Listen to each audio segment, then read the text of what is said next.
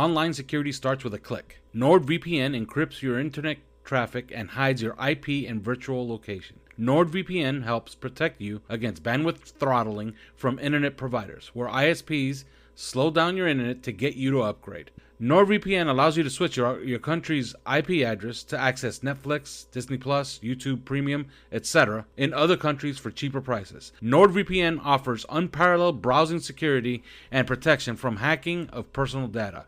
Get your exclusive NordVPN deal by going to nordvpn.com/5RSN or use the promo code 5RSN to get a discount on your NordVPN plan plus one additional month for free and a bonus gift at checkout. All of this is completely risk-free with NordVPN's 30-day money-back guarantee. NordVPN.com/5RSN or use the promo code 5RSN and start saving with the world's leading VPN provider, NordVPN. Are you a South Florida property owner with an insurance claim?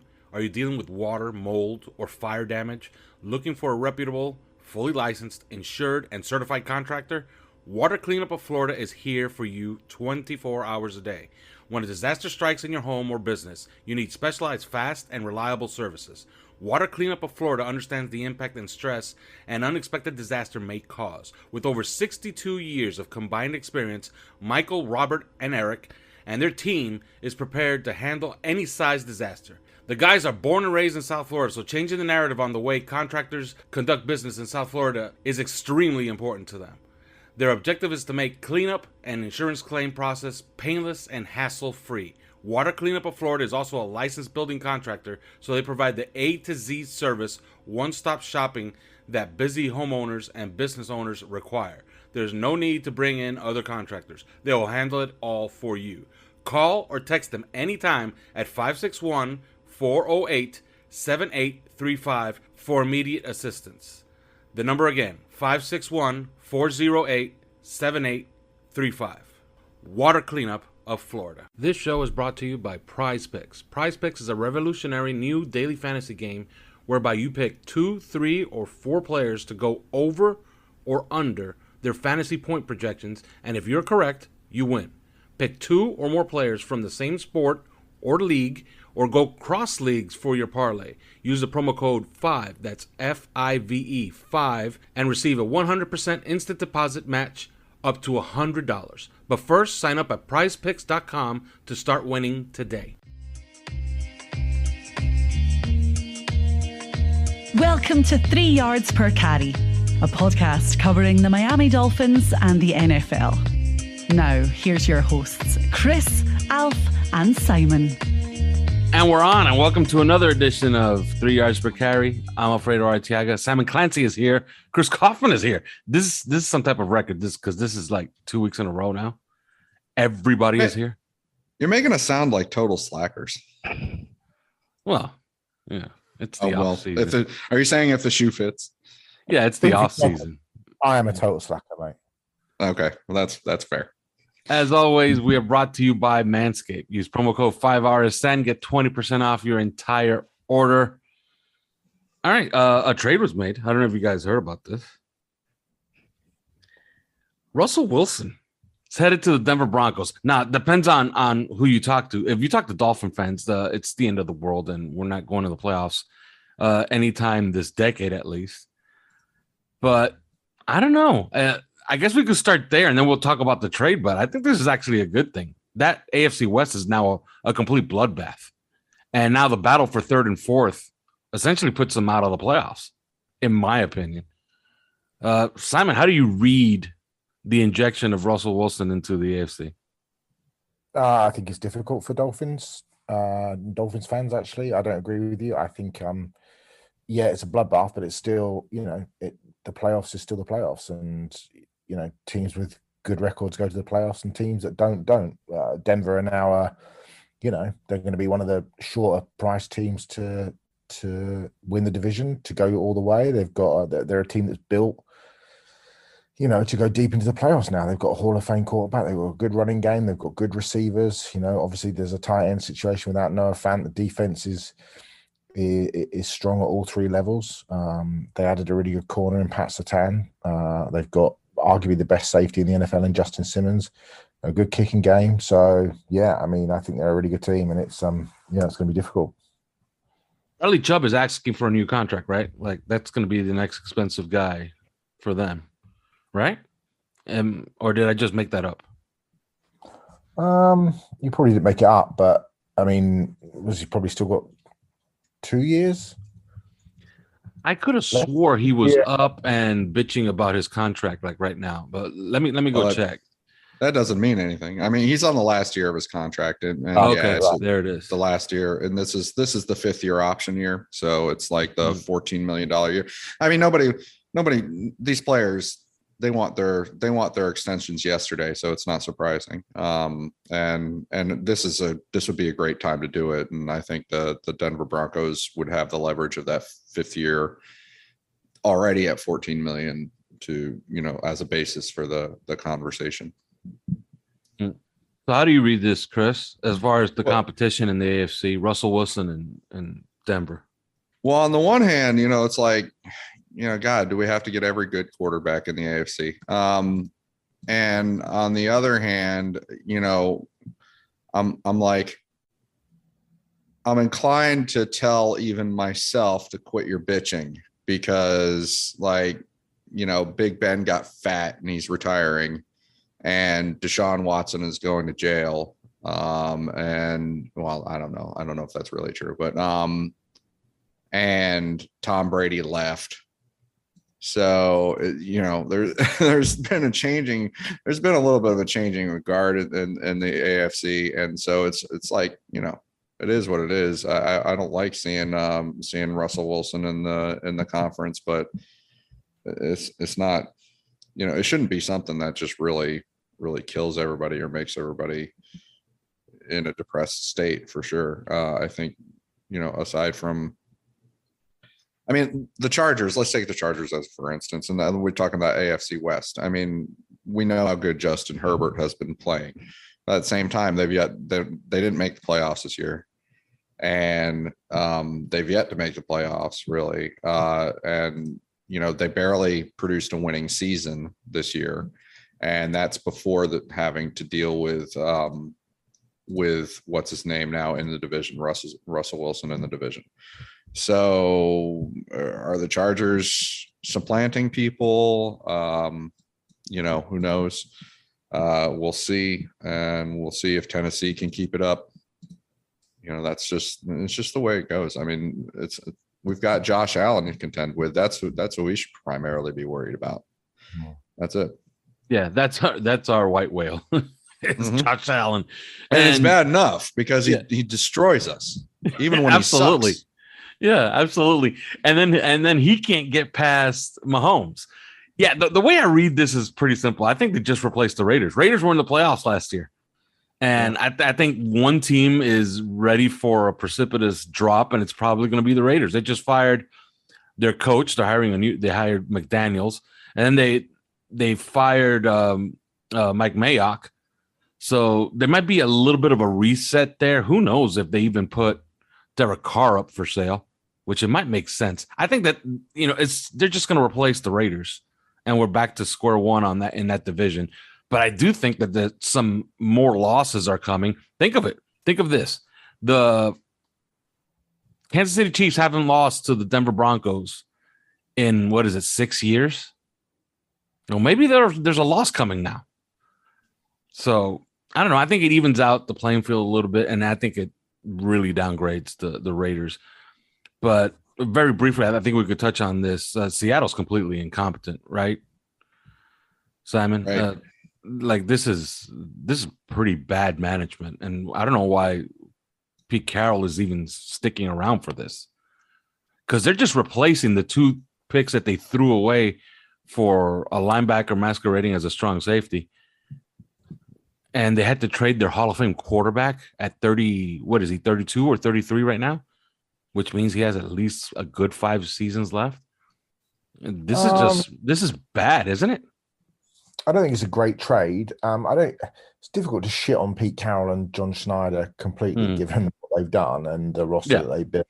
And I thought there was some, interesting and kind of I mean, I think if you're a Seahawks fan, it's probably not cool synergy. But yesterday, with Wilson walking in the building on the same day as Bobby Wagner 12 years ago, and they both left the team on the same day 12 years later, both having Hall of Fame careers and a Super Bowl ring in their pocket, but it's hard to shit on a team that built,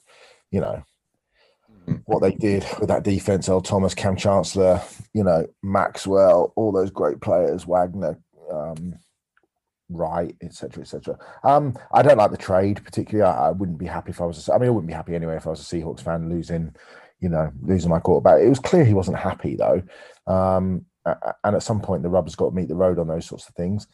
The three players that they got, Drew Lock. Drew Lock will probably get a shot to start in Seattle, but he doesn't look like he's going to be anything much more than a backup, change of pace kind of quarterback to come off the bench in a pinch. Shelby Harris is a decent player. Noah Fant's got upside, but has been injured. And then you're getting 2 firsts, 2 second, and a 5th rounder. Then they had to give back a 4th, and they give back a 4th as well. This isn't a great quarterback draft this year. Yep. I know that the Seahawks, because my good friend Rob Stanton has told me this, that the Seahawks are very interested in Matt Corral. Maybe they take Matt Corral this year, or obviously they're in a situation next year where, like us, they have at least 2 first-round picks. But, they might deal a first rounder this year for another one next year in a draft that has Bryce Young, Will Levis, Tyler Van Dyke, CJ Stroud, Grayson McCall, Phil Djokovic, etc., etc., etc. So at this point, as we sit here today, it looks like a stronger draft for quarterbacks next year. Maybe they kick that can down the road and they give Drew Lock a year. So who knows? But yeah, I wouldn't be very happy if I was a Seahawks fan. But I kind of find it difficult to shit on look, for me, probably I'd have moved on from Pete Carroll anyway. But it was clear that situation with Russell has been cooking for a few months now. It's clear that he wasn't happy. There was stuff coming out of the press all the time. It was clear that they were comfortable moving on. I'm interested to know what the deal was from Washington in terms of, because Seattle turned down a massive deal from Washington 3 or 4 days ago. But it feels like Seattle wanted picks rather than players as much as they wanted picks. And it felt like Washington, one of the rumors I heard was that Seattle asked for Terry McLaurin, and that was turned down. Especially with Tyler Lockett being 30. It wouldn't shock me to see Tyler Lockett turning up in Denver if the rumors about him being traded are true. But yeah, I wouldn't be happy if I was a Seahawks fan, but then I wouldn't be happy anyway if we traded our Hall of Fame quarterback in his early 30s. So yeah. Yeah, and NFL Network is saying that the Washington, well, they're not the Washington football team anymore. They're the Commanders.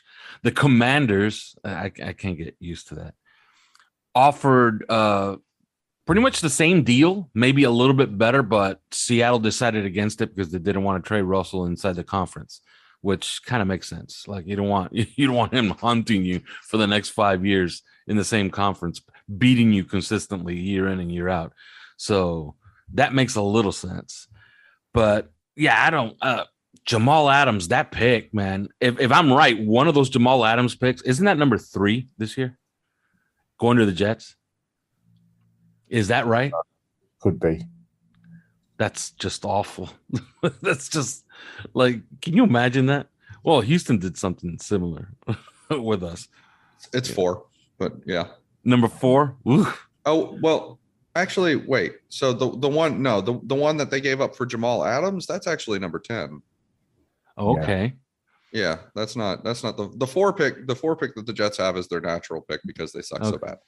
Okay. Yeah, because Seattle wasn't very good, but they did win like 2 of the last 3 or something like that, right? Yeah, Seattle. What were they? Yeah, I can't remember what their actual record was. I think they were 5-12 or something like that. They were gonna pick number 10 overall, but now they have number 9 overall instead. And frankly, I wonder if they could go for Malik Willis there. At number 9. It's just a curiosity really of mine. There's some synergy, I think, in terms of what they've been running and what he could run. But just to point out Derek Carr as well. Carr has probably got to be the best quarterback ever to be the worst quarterback in his division. Yeah, right. That's a good one. I like Derek Carr. I think he's an upper echelon quarterback. I think you can win a Super Bowl with Derek Carr, but he's the worst quarterback in his division, which is some statement given the fact that he's an upper echelon NFL quarterback. I can't think of many other situations where. And he just had a monster year too. He was great this past season. He's had a monster 2 years, but he was really good last season. And he's absolutely beloved by his players. He's an absolute, apparently a bit of a gem of a human being as well. So yeah, I can't think of anybody else who's as good as Carr is to be the worst in his division. Yeah, and although all these quarterbacks in the AFC, one listener of ours sent us a tweet, which kind of made a lot of sense because I remember these days and I lived through it. And he said there was a time where the AFC had Dan Marino, Jim Kelly, and John Elway, and never won any of the Super Bowls, as the NFC kept winning with Mark Ripien, later Troy Aikman, Joe Montana, Steve Young. So, yeah, it's not all roses, but that division is going to be an absolute bloodbath. Moving on to the Dolphins. Speaking of bloodbath, for months, and I guess we'll start with Emmanuel Ogbah. For months, we've been hearing, it's going to happen. Deal's going to, it's going to happen. It's going to happen. But then Harold Landry signs a deal. And all of a sudden, we hear from Drew Rosenhaus, they will not tag Emmanuel Ogbah, which was predictable. But the clock's ticking. And as we record this, it's March 9th. League year starts March 16th. It doesn't seem like there's going to be a deal for Emmanuel Ogbah. How do you read this, Simon? Because if he makes it to market, we just saw what Harold Landry got, and we're talking about an excess of $52 million guaranteed. Drew Rosenhaus might have priced Emmanuel Ogbah out of Miami. How do you read this situation? I think the market probably priced Ogbah out of Miami, if I'm honest. And I also don't think the Harold Landry deal had anything to do with it. I think it was been coming pretty clear over the last 10 days that the market was going to be higher, especially when you go through the combine. The market was going to be higher probably than what Miami thought it was going to be, because obviously there's the premium on guys that can rush the passer. Ogbah's versatile.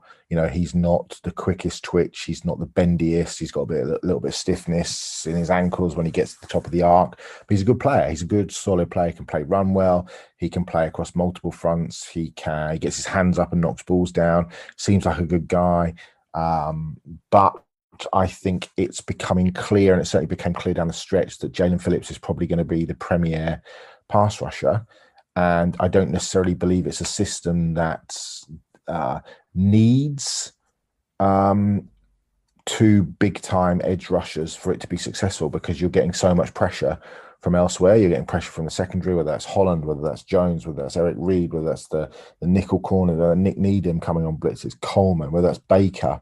Wilkins and Sealer can rush the passer. So I don't think the defense is predicated on necessarily having two, big time sack merchants. Obviously it helps, but you don't need it. But also, I think this is an incredibly strong draft for outside defenders. You just look at let's look at the top of the market. If you look at, Hutchinson, Trey Walker, Jermaine Johnson, the Florida State kid, Thibodeau, Karlaftis of Purdue, Ajabo, Boye Mafe, Kingsley Enegbar, Ebikete of Penn State, Myjai Sanders. Nick Benito's got the quickest first step in the draft. Sam Williams, who ran, out the window at the combine. These are, there's guys who can pressure off the edge, and you're going to get, it's such a deep class that you're going to get likely late first round talent in the early to mid third round.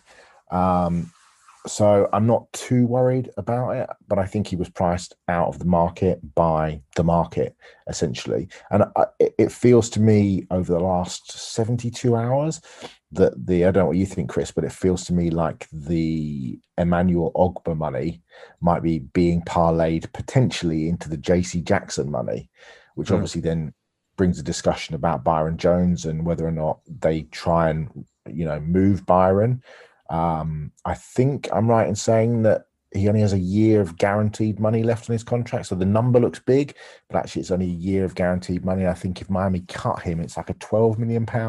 Well, it's currently it's only half of this year is guaranteed so far. Okay. The other half or the rest of it, not even half of it. I think the rest of it gets guaranteed on March 18th.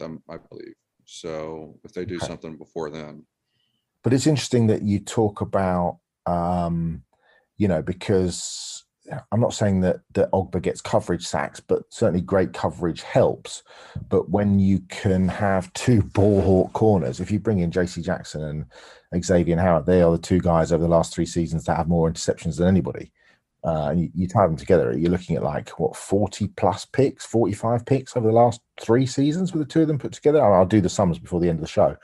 But, and as much as I like Byron Jones, and I do, he is not a turnover machine by any stretch of the imagination. So I think, in a way, that almost helps the situation in terms of, if you lose Ogbah, but you gain a JC Jackson and you move a Byron Jones, you can either look at bringing in an end, whether that's a veteran end like a Jason Pierre-Paul or something like that, who can man that position opposite Phillips, bring a bit of veteran leadership, can help train Phillips up, but also, like I said, it's a deep draft. And, even if you get into, late day 2, early day 3s, you've got the Jesse Luquettas at Penn State and the, Josh Pascal's at Kentucky and, guys like that. So I think I don't think it's the worst thing in the world. Yes, you'd love to keep, you want to keep good football players on the team. But I don't think it's the end of the world if Emmanuel Ogbah ends up leaving.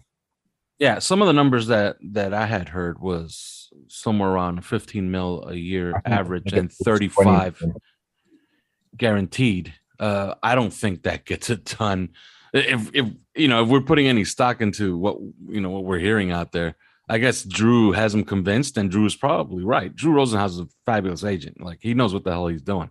So I'm pretty sure he has a good idea on the market. I believe David Cantor was the one who had Olivier Vernon, and he correctly judged the market back then. Dolphins felt a little bit, spurned at the time because they thought that they kind of had a deal with Olivier Vernon, and then David Cantor correctly put him out into the market. I think this is the same thing. I think the same thing is happening in this case, and I wouldn't be surprised if Emmanuel Ogbah is elsewhere. Your thoughts, Chris? It doesn't look good, or you have a different perspective?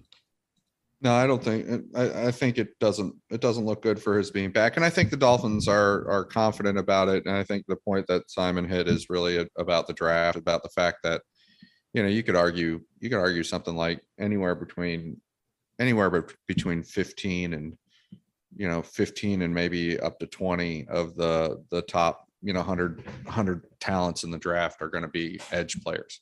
And they're really, it's really, I mean, the fact that you can get Josh Pascal where people are talking about him and day 2 says something to me.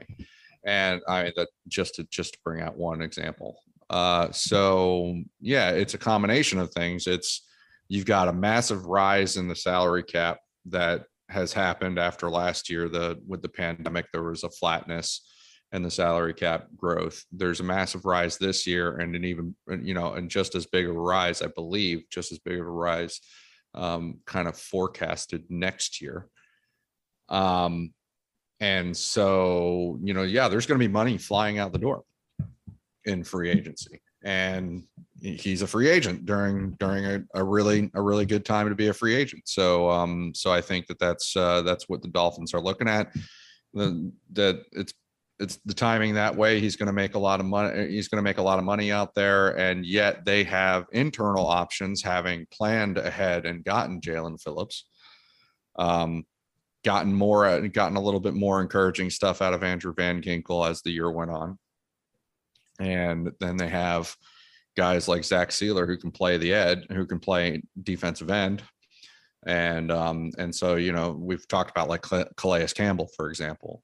Calais Campbell is obviously not going to have anything to do with Emmanuel Ogbah, but he is going to have something to do with Emmanuel Ogbah if he inserts into the middle and allows Zach Sealer to play some more on the end, maybe on rundowns and such, and then they can focus on a true edge player like Andrew Van Ginkel and Jalen Phillips being pass rushers on pass downs. I mean, it all kind of displaces So the Dolphins have options. They can get somebody in the draft on day 2 and feel pretty comfortable about it. And that's making for this situation. And on the other side, the flip side of it is, this franchise tag is over $20 million. Mm-hmm. So they're not going to place the franchise tag on Emmanuel Ogbah. They're placed it instead on Mike Gesicki, whose franchise tag is only $11 million. So it's half as much. So and that's probably something we should talk about too, is Mike Gesicki. So and tagging him. But I think he's probably gone. I think this feels a lot like what's his name, Olivier Vernon. Yeah. The other thing you might see is, when you talk about the draft, is you might see some of those sort of tweenier defensive tackles. Take a DeMarvin Leal at 283 pounds, or a Logan Hall at 275, or Leal played all outside linebacker. Yeah, I know he did. I mean, Zach Carter at Florida, really good player at 282 pounds.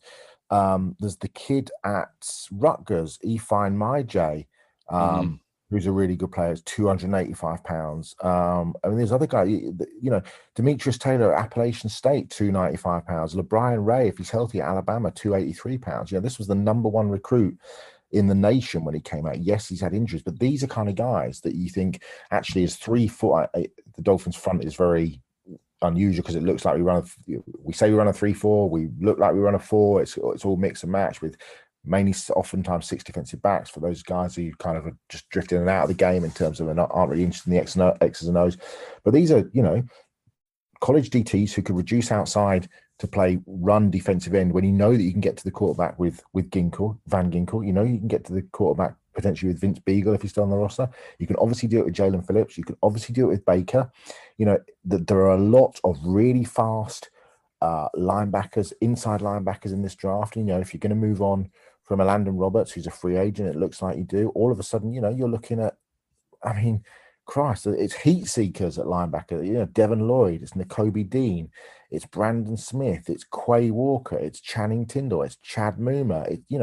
This draft is absolutely just Leo Chenal, the Wisconsin guy. This draft is absolutely rammed with these guys who can get to the quarterback from linebacker. And then you've got the bonus ball, as I said, of, the Brandon Joneses, the Javon Hollands, all those guys blitzing from the secondary. So I don't think it's that much of an issue to lose Emmanuel Ogbah. We don't, like I said, you want to keep as many good players as possible, but I think there are ways and means of being able to move along, and whether that is reducing down or reducing out a defensive tackle who's a bit undersized, a bit of a tweener, but would fit perfectly in the 34 front. I think you might well see that, especially on day 2 or early day 3. Yeah, and I think that the defense is going to move more toward a role-based defense, especially on the defensive line. Like, they're going to need a guy that can play 5 tech and out, as opposed to Jalen Phillips, who we saw toward the end of the year even playing 3 tech and being really effective as a pass rusher, as a defensive tackle, and 3 technique. So yeah, they're going to need, they're going to be short a player, obviously, if Emmanuel Ogbah goes elsewhere. But you just got to look at it and say, well, you just opened up a $77 million salary slot, and with the upgrade on the salary cap, you could even spend up to $10 million on Emmanuel Ogbah's replacement, or just use that money elsewhere. And before we get into Gesicki, a lot of Dolphin fans saw Bobby Wagner get cut, Simon, and I guess we'll start with you there. And they just have, they have these images dancing in their head of Jerome Baker and Bobby Wagner. And I got to admit, as soon as he got cut, I thought about it as well. But it seems like he's coming to the end of it, right? Because I saw him play a couple of times last year. I was kind of underwhelmed. He did have a career high in tackles, but he wasn't very good, and that defense wasn't very good. Your thoughts on Bobby Wagner hitting the market, Simon? Yeah, I think he's a great player. I think he's a generational linebacker, and I think he walks into the Hall of Fame. I genuinely do. I think he's been, just an absolutely outstanding player. But I thought he was hesitant last year. He was far less aggressive. He didn't make anywhere near enough plays, and his best days certainly seem behind him. And as Chris said, when you fall off at linebacker, especially inside linebacker, I can't think historically there's too many players fall back in again, especially he'll be 32 at the start of the season. You know, somebody mentioned Takeo Spikes. Well, Takeo Spikes went to San Francisco and had 18 months, but he played alongside Patrick Willis. I'm pretty sure I could, you know, play half decent middle linebacker alongside Patrick Willis. You know, there are not too many. You know, and Omar Kelly was talking about how he had 170 tackles last season, and that's true. You know, but both linebackers collected an obscene number of tackles. Jordan Brooks actually had more than Bobby Wagner, but it was essentially down to the fact that Seattle couldn't get off the field and they weren't good enough up front. Historically, they just weren't good enough up front. And I reached out to a mate, Rob Staten, who's a great Seahawks follower and a really good dude, and he was like, you know, I kind of read verbatim here, but he said, I don't really think people truly appreciate how poorly he played in 2021. I spent a lot of time studying him after the season. He said, and I was really surprised. Wagner actively avoided contact at times. He just didn't look good at all. I can show you examples of him running alongside ball carriers on screens, not attacking lanes to runners, standing off blocks or holding blocks.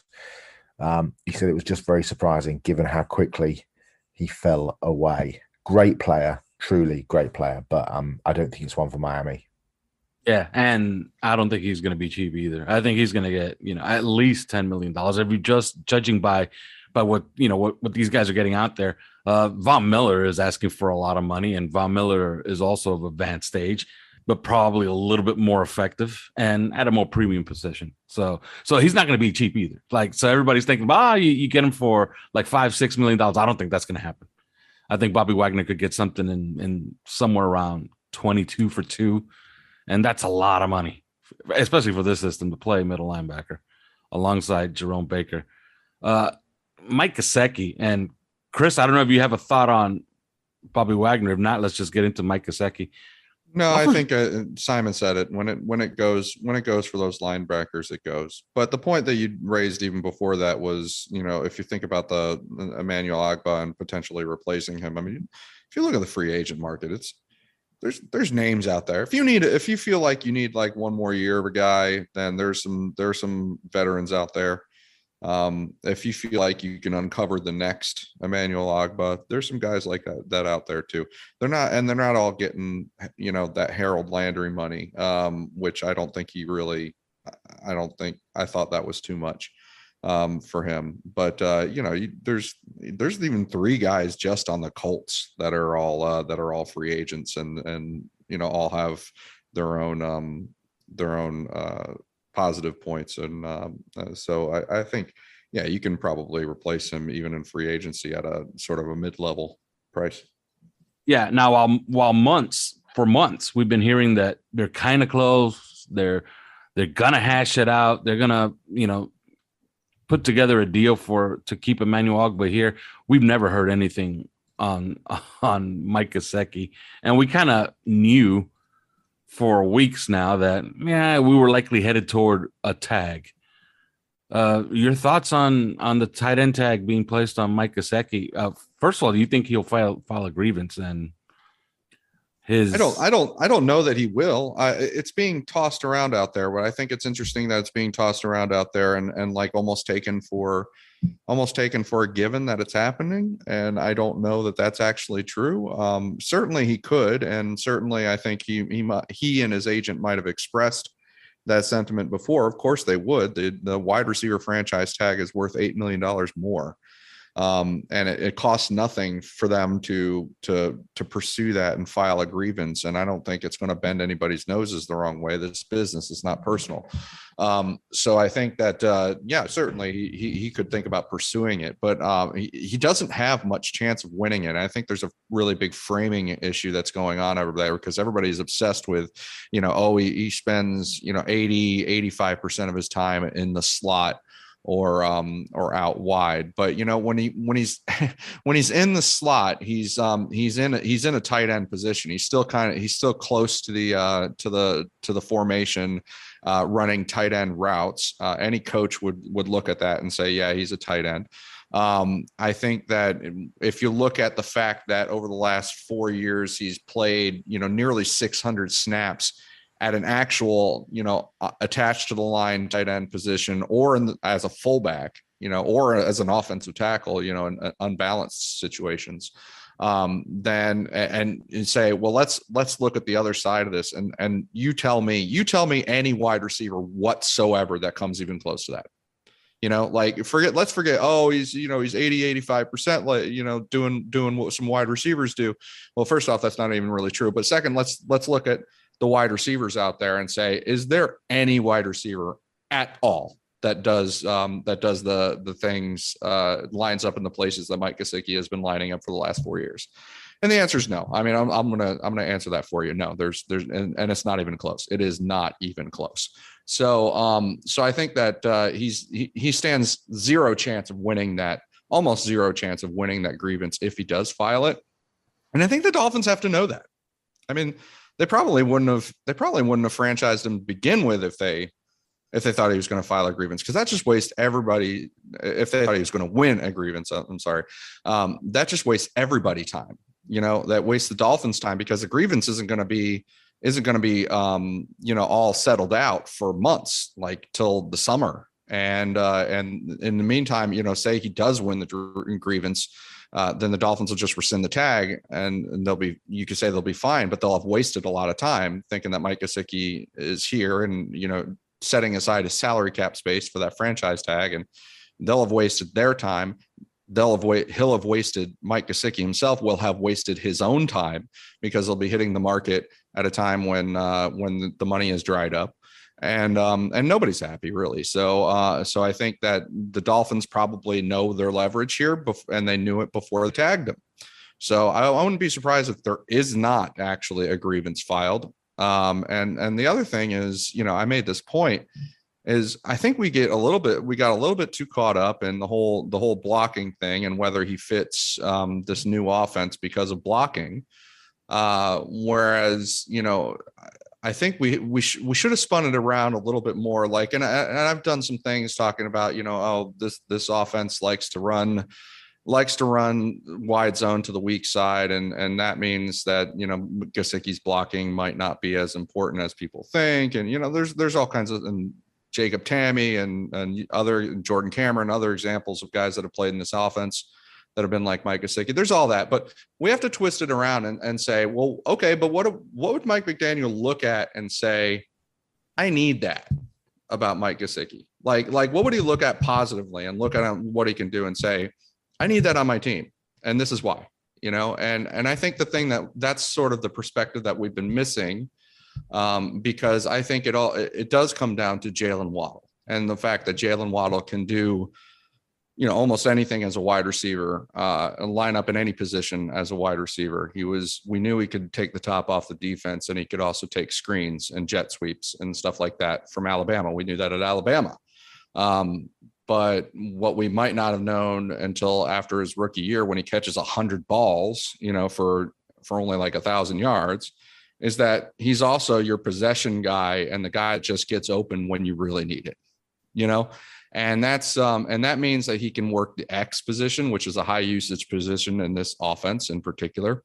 He can obviously work the Z position and try and, and run deep and keep the defense honest and blow the top off the defense if he gets lucky. And then he did play the slot, and he was a possession guy. He was a guy that moved the chains and got open. And then he can do jet sweeps and screens and all, all that. He can do anything. But a guy like that, if you just think about it, if you have a guy that you want to move around and do a lot of things with in order to make him shine, the guys that have to play around him also have to be able to move around. And if you surround Jalen Waddle with, say, a cookie cutter Y tight end, like a classic Y tight end, and then you surround him with also like a cookie cutter X, like a Devontae Parker, for example. And then, let's say you go out there and you're like, okay, well, now I need a possession guy, I need a slot guy, I need a Juju Smith-Schuster or something like that. If you surround him with all those, what happens to Jalen Waddle? He is pigeonholed as the Z. He's pigeonholed as the burner. He's running wind sprints all day to keep the defense honest. It's not a high usage position.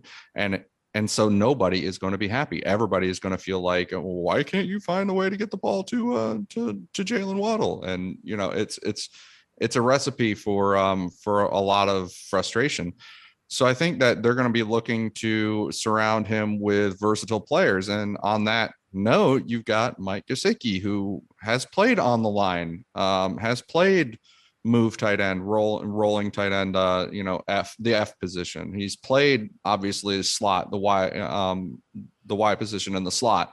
He's played on the perimeter. He's played like an X. He's played, he's done a lot of things. He's even worked a little bit in the backfield. So he's done these things, and you can argue this or that about whether he can block and such, but he has the ability to play in all these different spots. And because of that, you're able to move Jalen Waddle around some more and do different fun stuff with him and feature him better. And so the chemistry is there. And I think that alone makes it worth the franchise tag, which is not that expensive. And I think Miami are probably thinking the same way. I wouldn't be surprised if they're thinking extend him, because he is also sort of a model player in terms of what he gives to the team, playing hurt, when he the way that he is in the locker room and speaks up in favor, or speaks up in defense of his quarterback, and that sort of, he's a model player, and he's a guy that they developed, and it doesn't say very good things if they're just like, summarily dismissing him without really making an effort. So I think that it's not terribly surprising that they are making an effort to keep him. And so that's it. Yeah. Now, Simon, they're tagging him, but that begs the question. A lot of people on Twitter are asking, could this just be a tag and trade? Like, are they going to trade him? If you had to guess, in January, is Mike Gesicki a Miami Dolphin? Yeah, I think he is. I just don't think you'll get the requisite value that you want for him back. A team like the Green Bay Packers might be looking at a team like the Denver Broncos, but I don't think you're going to get the value back for a guy. It's difficult to replace his catches. And the one thing about Mike Gesicki that we don't talk about is that there clearly is a plan to bring in extra weapons to help the quarterback. But I mean, we need them, right? Currently, the two most dangerous players on offense are Waddle and Gesicki.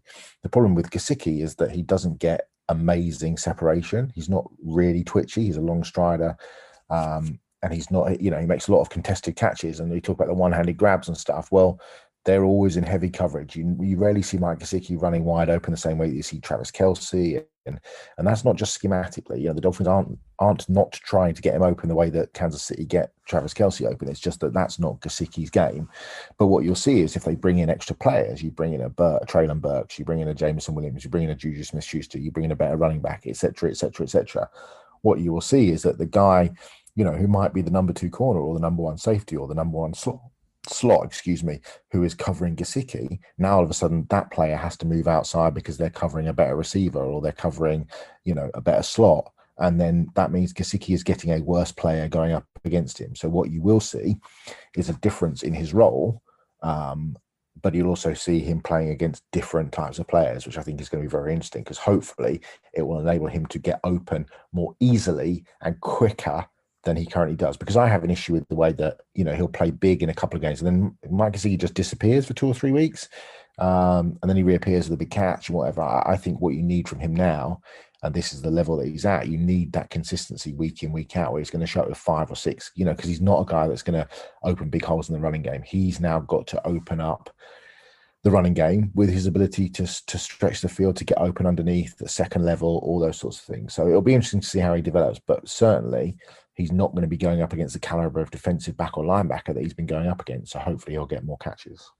Yeah, on Mike Gesicki, the only time I've never really been discouraged about anything that Mike Gesicki has ever done here, except one time, which was against the Ravens this past season. They were obsessive about erasing him, and they absolutely rendered him absolutely useless. And you hardly ever see that with the guys in his class as far as pass receivers. But maybe that has a lot to do with our offense. Maybe our offense, a defense, actually can obsess over getting rid of Mike Gesicki and do what they did to him in that game against the Ravens, which was, it was pretty bad. I believe, what was it? 3 targets, no catches. Like, that's not good. Okay. Especially when he's a pass catching specialist. Now, Simon, if as expected, at least for now, because who knows, maybe things change. Maybe things change in 24 hours, in 48 hours. Maybe Emmanuel Ogbah tells Drew Rosenhaus, I really want to live in Miami. let's make a concession here and there. I'll take $1 million less per season, maybe $5 million less in guaranteed money, and let's sign the deal that's on the table with the Dolphins. I doubt it. But if, in fact, he is going elsewhere, how do they seek to replace him? What's out there to replace him with? Well, I'll just give you 3 names of players who I think, based on what I said earlier on in terms of, how they'll make it work, and the fact that you don't need a TJ Watt on the other side. Solomon Thomas is one name, coming off his best season with the Raiders, signed a 1-year contract. Obviously, Mike McDaniel knows him really well. Great guy, great leader. I think he had 3.5, maybe 4.5 sacks, played the run really well last season, inside, outside versatility in terms of being able to play as a 34, as an odd front defensive end. And then a couple of guys, a guy I really like who's completely under the radar is Rasheem Green of Seattle. He's 277 pounds. He's a really interesting player. I think he's somebody that will get more money than, when he signs. I don't think the average fan is going to know, he's going to sign a decent contract and the average fan is going to be like, who the fuck is this guy? He's 24.5. He can play inside, he can play outside and rush as a wide 9. He can play, as a 7. He can win outside. He's athletic, he's big, and you can play him all over the defensive front. And that's kind of what we do with our guys. Versatile, athletic, can play the run. And the other guy is Dorrance Armstrong, who plays with the Cowboys. And all these guys have had. Rasheem Green had, let me look at the snap count actually. So Ogbah had 755 snaps last season. Solomon Thomas had 554. And the guy I've just mentioned from Seattle had 850 snaps last season. So these are not guys who are just playing like occasional, coming in and playing a few snaps a game or playing some special teams or whatever. These are guys who are registering some serious snaps. So I just a couple of under the radar guys. One that the coach is going to know all about, obviously, in Solomon Thomas. But I just don't think they're going to be, they're not going to be splashing massive amounts of money, but I don't think they need to, because as we talked about earlier, you're not looking necessarily for a like-for-like replacement, because you may be replacing Ogbah's 9 sacks with 3 or 4 more from Jalen Phillips next season. Plus, an extra year of Javon Holland in the system, Brandon Jones getting better, schematically, maybe another inside linebacker who can really run, whether that's a Nakobe Dean or a Devin Lloyd or who, So yeah, I just keep an eye on guys like that, sort of under the radar, guys got similar snap counts, younger, these guys are all in their early to mid 20s.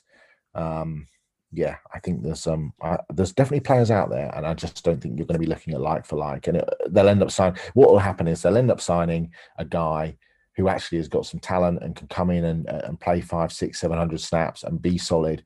And most of social media and most of the Patreon chat that we run will be like, who the fuck is this guy? And actually, when you get him on the field, he'll be a solid contributor.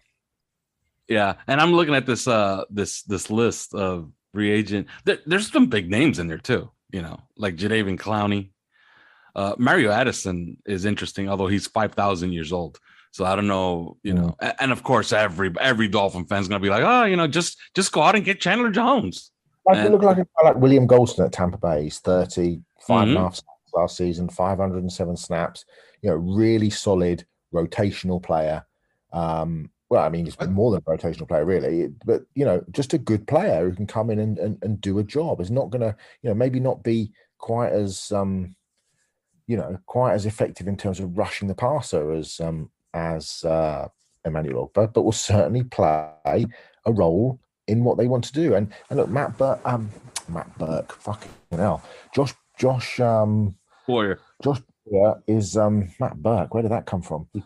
Josh Boyer is used to multi-fronted players who can play all along the line from New England. It's a mix and match. A hodgepodge is the wrong word, but guys who've got versatility, you can play inside out. You look at years and years of what they did in New England in terms of, and the other guy to keep an eye on is Trey Flowers. Trey Flowers, who obviously played with Boyer or under Boyer in New England. The Dolphins were intently keen on bringing him when he became a free agent. There's rumors that he's going to get cut because of his salary from Detroit. If he hits the open market, there's a perfect scheme fit. He can come in and do exactly what Emmanuel Ogbah did for the same amount of snaps and probably, not much more money than Ogbah's being paid currently. So I wouldn't worry too much about it if you're a fan thinking, oh my God, I'm going to kill myself if we don't sign Ogbah. It's not the end of the world, guys. But yeah, by the way, there's three guys in Indianapolis too that Alcott and Muhammad and Taekwon Lewis especially, and then Kamoko Toure. I mean, you could look at any of those three guys. They all can play different things, and they bring their different things to the table and move around. Yeah. And I think that they, any of them would probably fit here in one way or another. But I wonder about Muhammad being 250 though, don't you? Just with Ogbah being 277. Which one? With Al-Qadim Muhammad being 250 weight wise. Yeah, he's a little bit under. But I mean, if you look at the way he plays, I don't think there's much of an issue here with his run defense. I mean, I think that he's a strong player. So I don't know. But and he's got a good frame, I believe, if I'm not mistaken. Taekwon Lewis was another guy. He might be probably the most intriguing of the three to me. Yeah. But yeah, I think there's definitely some options out there in free agents. And what is Jason Pierre-Paul going to get paid at 33 years old? And if you wanted a year rental or a 1 or 2 year rental or something like that, he's a phenomenal player. So I don't know. Last season, the guys, again, he's not somebody who's just going to come in and play 3 snaps a game. Do you know what I mean? He was a significant contributor. Yeah, and by the way, I've had some of our listeners try to troll us with Charles Harris. He absolutely doesn't fit the defense, so I would not expect that Charles Harris will get a look, but this guy might. Your thoughts, Simon, on Derek Barnett? We know Chris Greer liked him on draft day. He's a free agent. He's so inconsistent. That's the problem. And people are going to talk themselves into giving him a significant amount of cash, and he's just not worth it. I don't think his contract versus his production is just not. That just doesn't marry up as far as I'm concerned. Yeah, I tend to agree. Yeah, I flagged him even coming out for a lot of that. I was not necessarily a believer because of that, and I think there's been years that he's had up there and games where it looks like he's looking really good, but then like Simon says that inconsistency is so daunting. Yeah, and one last guy, Randy Gregory. Dolphin fans have been trying to hit us up on our 3-Way PC Twitter account on Randy Gregory. I'm an absolute hard no on Randy Gregory. Not a smart guy. A lot of penalties, a lot of dumb penalties. And he's been kind of a problem child. I don't know if you want to invest in a guy like that. He is already 29 years old too. So who knows if his best football is behind him. I guess we could get your thoughts on Randy Gregory, Chris and Simon, and then we can move on to the combine. Yeah, my thoughts on Randy Gregory is no, and that's it. Yeah, I think he's a fascinating player. I think when he's on, he can be an absolute game changer. But like you say, the penalties and the off-field issues with the drugs and stuff, just not for me. And I just don't think giving somebody who's had so many problems a ton of money is a wise thing to do. No, yeah, I completely agree. Because, with the greatest people in the world, I think that Randy Gregory has, probably has an illness, that probably has a mental illness that he finds difficult to control, and that's okay. But I don't think throwing a ton of money at somebody who's been a habitual rule breaker and not been able to stop himself smoking marijuana. And look, he's not out there bumming kids and he's not out there killing women. He's only smoking marijuana. But the rules of the NFL are the rules of the NFL, and you can't break them unless, so I don't see the point in spending 10, 12, 14 million pounds a year on a year on a player who can't abide by the rules. Yeah, and I go back to that game against the New Orleans Saints. Randy Gregory I don't know what you call that. He had a meltdown in that game. He was absolutely dominating. I believe he had 3 sacks in that game. They could not block him. By the way, Teron Armstead was not in that game. So, don't say that. it was Teron Armstead that was getting beat by Randy Gregory. But all of a sudden, he starts getting 15-yard penalty after 15-yard penalty, and then he decides, you know what, I'm going to throw a punch. And he didn't get caught for throwing the punch, but it was a complete meltdown. Like, who does that? Who tries to get 50 yards of penalties on one drive just because you're upset that somebody cut you on a run? But yeah, that's Randy Gregory. No for me. Interesting bit of news here. Byron Jones has just Instagrammed a couple of pictures of himself. He's just had surgery on his lower left leg. I'm trying to see exactly where it is. He's got incredibly pronounced shin bones, because it does look like a massive, great cut across his shin bone. But actually, I'm not just sure if it's the edge of the bone. But he's got a completely shaved left leg, and he's put having a shaved leg is cool, but I'm not sure it's worth the free surgery afterwards. And now he's in a left leg walking boot with a pair of crutches as well. So is it a walking boot or? It looks like a walk. Yeah, he's definitely got a walking boot on. Yeah, it makes you wonder about that report that sort of came out, and that was by Ben Volen, and people have their opinions about him. But the report that JC Jackson could be somebody that they'd be interested in, and really, it's not about like, oh, we're using our resources on JC Jackson when we should be using them, elsewhere, et cetera, et cetera. It would essentially just be swap, like, We're about to pay Byron Jones a lot of money. Instead, we're gonna, not pay Byron Jones a lot of money, and we're gonna give that money to JC Jackson. But the other thing is, you have to make sure you don't make that mistake again, and you give Xavier Howard the same amount. That's and everybody's and two things, and then we'll move on to the combine here. I forgot to mention this. Chris, if you have it handy, what's Demarcus Lawrence's situation? Because it seems like David Cantor and the Dolphins are all kumbaya. Maybe they could get together on something there, because the Cowboys look like it's Keystone Cops over there. Like, they don't know who to pay, what they got to do. All we know is that, and by the way, that's complete BS. What they're putting out today, that they have like half the league ready to trade for Amari Cooper, that's nonsense. I don't know how many teams are willing to pay. And I know Amari Cooper is a fabulous wide receiver, to pay him in excess of $20 million. No, I think he'll get cut. And if you want to know about Lawrence, yes, like there's an out there. I mean, there's an out for the Cowboys, and like this year in particular, they paid him a signing bonus, obviously, a long time ago. And they've got 10 million of it left to actually officially expense against the cap. But they owe him 19 million this year and 21 million this year, both cash. And so, now that I look at it, there's a restructure, and there's a restructure 20 million bonus. In dead money as well if they cut him. Yeah, well, there's a restructure bonus in there too. So in addition to the 10 million of signing bonus that hasn't been expensed yet, there's 9 million of a restructure bonus that hasn't been expensed yet. So essentially, if having to accelerate $19 million against your cap all in 1 year versus, just keeping him and paying him $19 million more of salary this year, I think they're probably going to lean toward paying him. And that, or it would take a hell of an offer to get him to get him out of Dallas. I don't see it happening. It may be attractive for the Dolphins, from the Dolphins standpoint, and depending on how they feel about paying a guy $20 million a year over the next 2 years. But yeah, it's I wouldn't really see it. All right. And yeah, and we'll have plenty of time to talk about Amari Cooper and the rest of the prospective free agents on our next show next week. So we'll move on here to the combine. Simon, did you watch the combine? Your thoughts overall? And then I guess we could start with offensive linemen. I watched some of it, but obviously they moved it to a late window, so it makes it much more difficult for me to watch because it wasn't finished until 3:00 in the morning. And fuck that in the off season.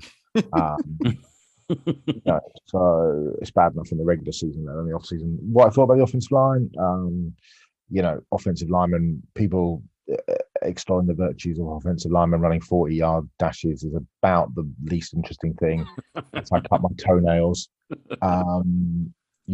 Kind of guys who I thought were going to be good were good, and guys who I thought were going to be shit were shit. I thought, is it a surprise that Ikem Ekwonu looks athletic? No. Is it a surprise that, Abraham Lucas maxes out in the sort of top 1% percentile of offensive tackles in the last 15 years? No. If you've watched any of Abraham Lucas play the game, is it a surprise that Cam Jurgens did really well given his athletic profile? Absolutely not. So, I thought the players I expected to play well, who am I kidding? These are dudes running around in shorts. The guys I expected to look good, Charles Cross looked fantastic. His feet were great. That's exactly what I expected him to turn up and do. The smaller school guys, I think Penning and Ryman looked good. I thought Sean Ryan looked good. The UCLA guy. So no, I mean, there was nothing there. Kellen Deitch, I thought looked nice. I was surprised that a guy like Max Mitchell ran slowly. I thought Kenyon Green is who Kenyon Green is. I thought Zion, if you've watched Boston College, you watched any of the senior ball practices, then nothing Zion Johnson did should be a surprise. If you've watched Lester Smith at Virginia Tech, nothing should be a surprise about what he did. Cole Strange did really well. The center at Kentucky is a really good player. Boom, he showed up and did a really good job. So no, there was nothing really that shocked me. I think it was a shame that Tyler Linderbaum didn't run. I thought Dylan Parham did a nice job, but yeah, I mean, By the way, are you surprised that this was officially the fastest combine in the history of the NFL? The average 40-yard dash time was 4.71 seconds. I mean, it's not a shock that A, human beings are getting faster, B, turf is getting faster to run on, but also C, there was clearly a massively monstrous fuck up with all the timings. Charlie Cassidy wasn't actually doing the NFL Network's timings anymore. They just got some dude who was on work experience to do it. And some fat guy runs a 4.62 and everyone's like, Jesus Christ, he's 400 pounds. And it turns out his official time is like 5. By the way, that some dude that you're talking about was Mark Ross, former general manager of the New York Giants. I mean, Chris Olave running a 4.26 and then it being rounded out to a 4.39 or a 4. I mean, that's massively massive. Yeah. And that's not a tiny little bit. I mean, what's wrong with Mark Ross's fingers? Are they like really fat and he can't press or is he not strong enough to press the stop button or something? Or I don't know. It's really weird. So, I mean, that just made like the whole thing became I find the combine so interesting, and there are obviously interesting elements to it, but most of the interesting elements, like there's the kind of there's the titillation of the 40s, which is like, oh, there's a bit of cleavage. The actual most important things are often the footwork drills. You look at defensive end, like David Ajabo running the hoop drill, for example, showed a little bit of the stiffness that you see at the top of his arc and his hips and in his ankles. Same with George Karlaftis.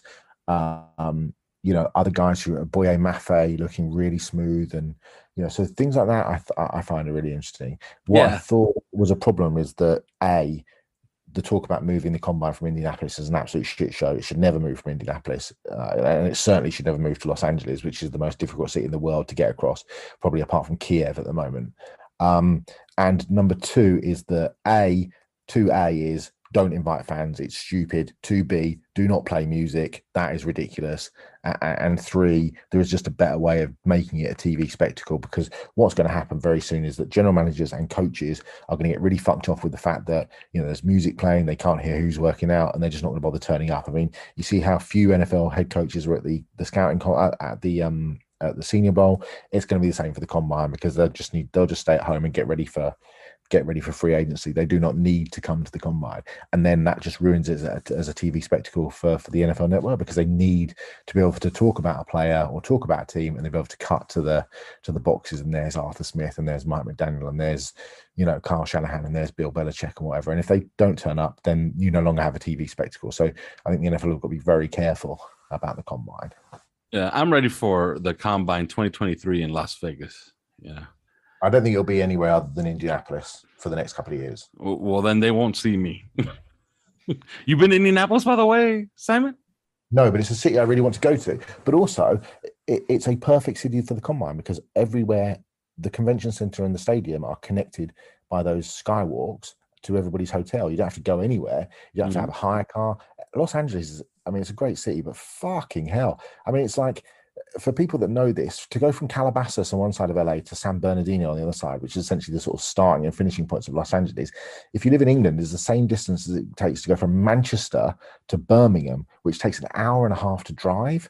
I mean, can you imagine a city that big? Like from Hermosa Beach, Venice Beach area, just to get to SoFi Stadium 6 miles away, it takes 45 minutes. It took us 2 fucking hours to get to Universal Studios for the Super Bowl media party.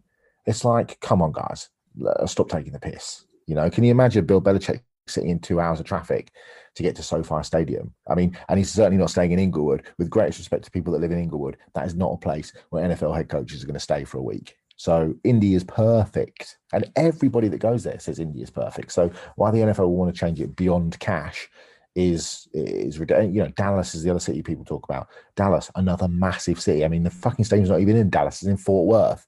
So you know, come on, let's be real. And if you do it in Las Vegas, you know, at least everybody could walk from the casinos to the stadium, you know. So, but yeah. Oh yeah, of course. Chris, did you see any of this? Any thoughts on the combine?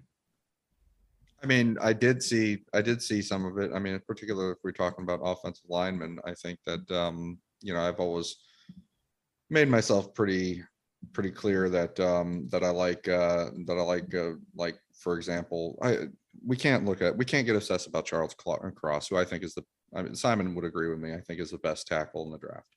100%. Yeah, and I think we can't really get too caught up in him, or certainly Evan Neal or Ike Ekwonu. But when you get below that, it does get interesting, because there's going to be a lot of people disagreeing about whether it's Trevor Penning or Tyler Smith or whether it's Abe Lucas or Bernard Ryman, guys like that, or Darian Kennard, and I think that how they did in the combine, and Abe Lucas, I thought was the extent that I guess stud. Just how good the combine was eye-opening. Like I understand thinking that he's going to have a good showing, but just how good it was really eye-opening. I thought that Ryman had a really good showing, and this is a guy that to me has reminded me a lot of, I'm getting visions back of what it was like watching Sebastian Vollmer, coming out of college. Also being a little bit of an older guy, being a guy that people, say is really raw, et cetera. But in that, in actuality, comes in the NFL, he plays right away. I think that, I think those are the guys that had my eye. Zion Johnson, you're not really surprised by anything that he does there. The lateral abilities of that guy are phenomenal. I don't know if he's going to play center or not. In this offense, I don't think they're going to try and move a guy to center and play him as a rookie. It just seems like, as I go back and look at it, there's way too much on their need for a center to be experienced and really on it from an IQ standpoint. And this is nothing against Zion Johnson at all. It's just, moving to the position for the first time as a rookie in the NFL. I don't think they're going to get what they need there. So, but overall, offensive line, I don't know how you feel, Simon, but I find myself just looking at guys that I think can play right tackle, because frankly, I think Dolphins are going all in on Teron Armstead at left tackle. And I look at the other positions along the offensive line and what they have, and I think that they can take care of that. But I look at the free agency at right tackle, and it's terrible, to for lack of a better word. And what the Dolphins have, and coming from what the Dolphins have, I don't think they ultimately want to move Robert Hunt there. They're certainly not going to move play Jesse Davis there again. And Liam Eichenberg, after kind of having a challenging season at left tackle as a rookie, as he did, you're going to move him to right tackle and have him protect to his blind side. And that's your plan A, that's your, I understand if he's part of the competition, that's one thing, but that's your plan A, like that. That's going with, it's too much at stake. And I don't see it happening. So I just find myself looking at the right tackles in particular at the combine and in the draft, and guys that I think can play right tackle, and so there's a few of them, but you're going to have to get one pretty early.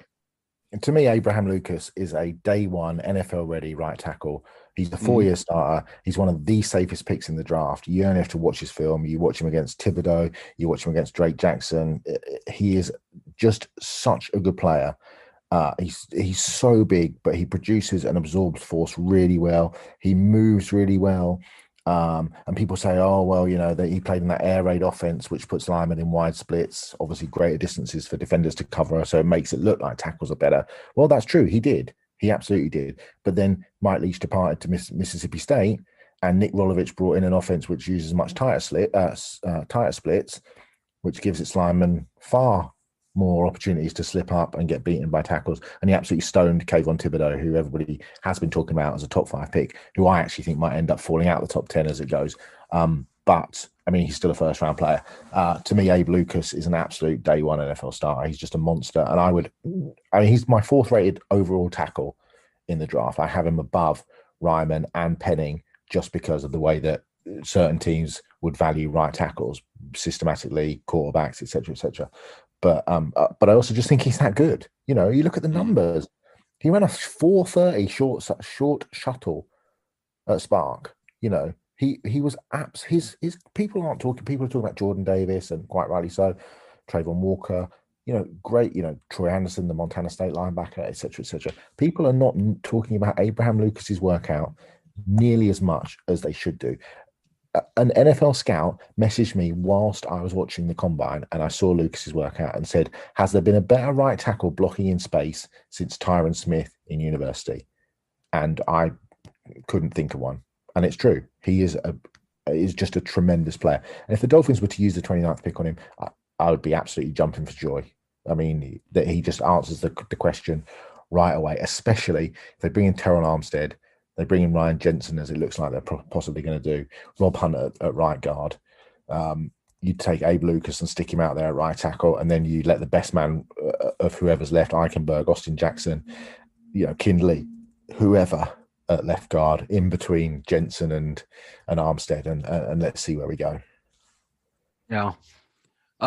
Closing this out, because we're gonna have plenty of time to talk about all these draft prospects, and there was a few guys that caught my eye. One guard that did catch my eye, and I don't know if you have any thoughts on him, Simon, is Zach Thomas, San Diego State. He looked good as far as a mover for a big guy. He's 6'5", 310 pounds. Yeah, he's kind of a late.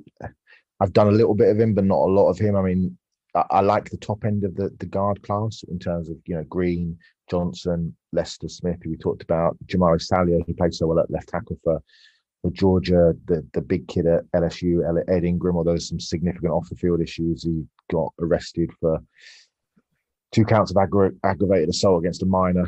In fact, against 2 minors, 2 sisters. The kid at UT Chattanooga, Cole Strange, is a really interesting player. Logan Bruss at Wisconsin. But you go down the list, you find, Andrew Stoiber at Michigan, Josh Azudu at North Carolina. These are guys that you could, Marcus McKethan at North Carolina, who played on the other side. I mean, there's a kid at San Diego State. I mean, he doesn't fit our system, but you go to someone like Baltimore, Bill Dunkel. I mean, he is the absolute pancake monster. He had Pro Football Focus's highest run blocking grade, not just last year, in the PFF era last year. I mean, this is a guy who at 330 pounds will come down and smash you in the face down after down. Now, I'm not saying that, this is the guy that the Dolphins will be looking at, but, there are guards that you can find anywhere. And there's also a good array of centers as well. And it may be, you look at a guy like Dylan Parham, who's my second-rated center. He's really a guard. He's played a bit of center, but, guys like that are versatile. That's what teams are looking for, a bit of versatility. So there's definitely players out there. And look, historically, teams have done that. You look at the best teams, they're not spending, I can't remember what the figure was, but somebody tweeted the other day about the top 4 teams over the last 2 years that were in the AFC and NFC championship games. It's like 2 first-round picks in total that's not the right figure, but something ridiculously low on, their offensive lines. You've just got to know where to find them. And as we discussed ad infinitum on this show, Miami to this point has not had a clue as to how to scout offensive line. No. No, that's Fair. to say the least. Fair. All right. On the way out here, I guess we're closing it out here, and I guess next week we'll talk free agency. We'll be heavy into free agency. The entire show will be on free agents. One thing that you took away that surprised you from this combine, and I guess we could close out here. What was that one thing, Chris? Because I'll say mine. How fast these running backs are. I don't remember a running back class that had this much speed in it. Like, you could throw a rock and get a guy that fits this system. Your thoughts, Chris? One thing that surprised you from the combine. I mean, that's a good one, but I'll turn it around and like their counterpart on the defense. And like there's some speed at the linebacker position as well that I liked. All right. And Simon? Yeah, I'd say Georgia's defense, essentially. I mean, just Georgia. Just Georgia. Georgia, but Georgia's defense specifically. I mean, again, people aren't talking about it as much, but Trayvon Walker of Georgia had one of the greatest combines I've ever seen in terms of what he did. I mean, his combo platter of versatility, speed, power, and literally off the charts. I mean, he's in the top 1 percentile in pretty much everything.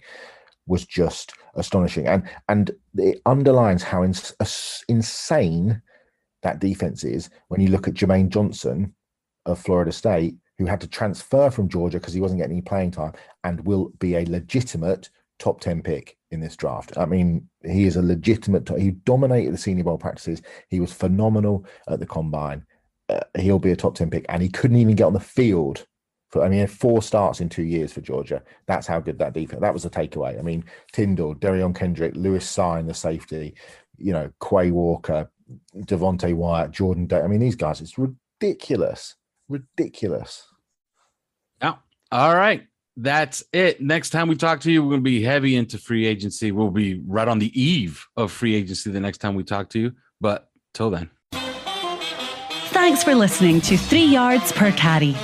You can subscribe via iTunes, on Podbean, or your usual podcast provider.